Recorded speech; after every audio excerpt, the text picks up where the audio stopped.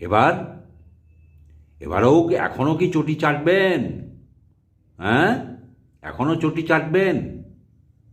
এরপরে চটি চাটলে আপনার বাড়ির লোক আপনাকে সম্মান দেবে?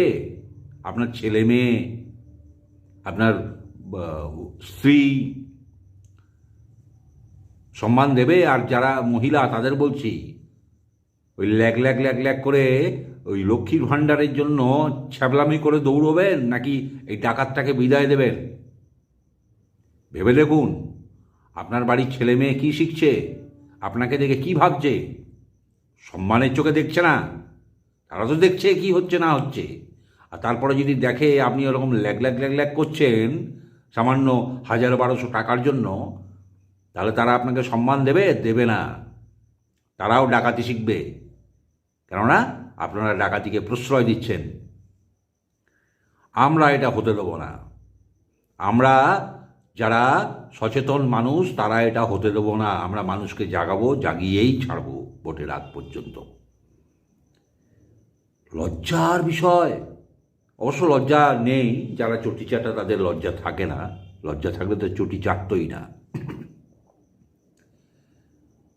আর শুভবুদ্ধি সম্পন্ন যারা সচেতন নাগরিক, তাদেরকে বলবো, প্রত্যেকে আপনাদের পরিচিত বর্গের কাছে এটা বলতে থাকুন যে তো ডাকাত, ডাকাত কেসের আসামি, ডাকাতি কেসের আসামি।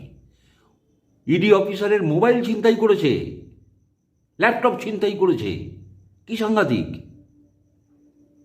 যা প্রমাণ নথি ছিল 2740 কোটি টাকা, 2000, আবার বলছি 2740 কোটি টাকার কয়লা কেলেঙ্কারির তদন্ত করতে গেছিল ইডি।